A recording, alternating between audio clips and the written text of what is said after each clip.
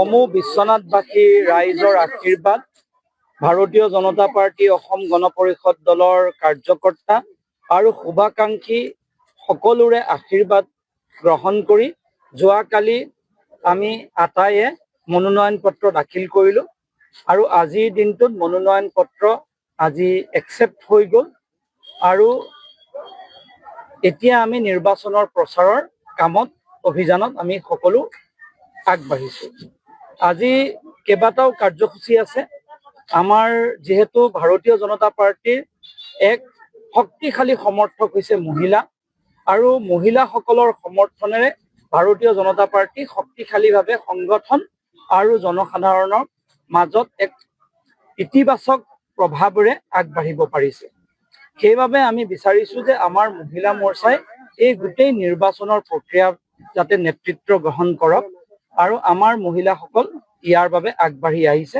তেওঁলোকে বিভিন্ন প্ৰচাৰ কাৰ্যসূচীত অংশগ্ৰহণ কৰিছে আৰু অনাগত দিনত বিভিন্ন যি প্ৰচাৰ কাৰ্যসূচীত থাকিব তাত মহিলা মৰ্চাই এক বিশেষ ভূমিকা পালন কৰিব, ইয়াত কোনো আমাৰ সন্দেহ নাই। ৰাইজৰ যি পাৰ ভঙা উৎসাহ, ৰাইজৰ যি সমৰ্থন, মাননীয় মুখ্যমন্ত্ৰীৰ প্ৰতি ৰাইজৰ যি আশীৰ্বাদ, ই প্ৰত্যক্ষভাৱে স্পষ্টভাৱে আমাৰ দৃষ্টিগোচৰ হৈছে। ডক্টৰ হিমন্ত বিশ্ব শৰ্মা দ্বিতীয়বাৰ অসমৰ মুখ্যমন্ত্ৰী হোৱাটো অসমৰ জনসাধাৰণৰ আজি সকলোৱে কামনা কৰিছে আৰু সেইবাবে বিশ্বনাথবাসী ৰাইজেও কামনা কৰিছে ডক্টৰ হিমন্ত বিশ্ব শৰ্মা ডাঙৰীয়া দ্বিতীয়বাৰ মুখ্যমন্ত্ৰী হওক আৰু ডক্টৰ হিমন্ত বিশ্ব শৰ্মাই দায়িত্ব গ্ৰহণ কৰক বিশ্বনাথ বিধানসভা সমষ্টিত। সেইবাবে নিশ্চিতভাৱে এইবাৰ ৰাইজৰ অভূতপূৰ্ব সঁহাৰিৰ দিশে অগ্ৰসৰ হোৱা যেন আমাৰ অনুভৱ হৈছে আৰু আমি ভাবিছোঁ খুব ভাল ফলাফল নিশ্চিতভাৱে হ'ব, এনেকুৱা আমি আশা কৰি ৰাইজৰ আশীৰ্বাদ বিচাৰি আমি ৰাইজৰ বিভিন্ন নিৰ্বাচনী কাৰ্যসূচীৰ মাধ্যমেৰে ৰাইজৰ কাষ চাপিছোঁ। চব যুৱ প্ৰজন্মক প্ৰতিনিধিত্ব কৰাৰ কথা নাই। অসমৰ ৰাইজে গম পায় যে আচলতে কোনে কাম কৰিব। আমিতো ব্যক্তিগত কাৰো শত্ৰু নহয়। আমাৰ কথা হ'ল যে কাম কৰিব পৰা সামৰ্থ্য বহুত ডাঙৰ কথা।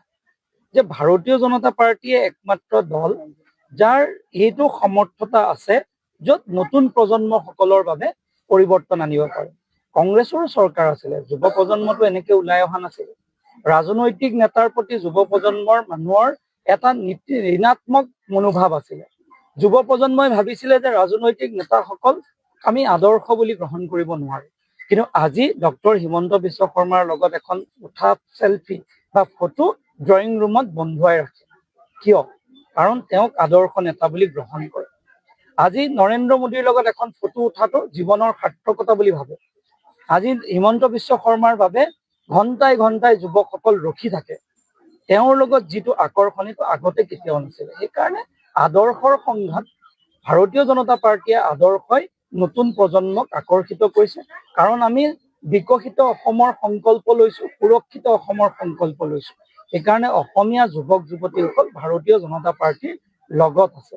সেইকাৰণে মই আশা কৰোঁ যে প্ৰজন্ম থাকিব, নতুন প্ৰজন্ম তেওঁলোকৰো থাকিব, অন্য দলৰো থাকিব। প্ৰজন্মই কাম কৰিব নোৱাৰে।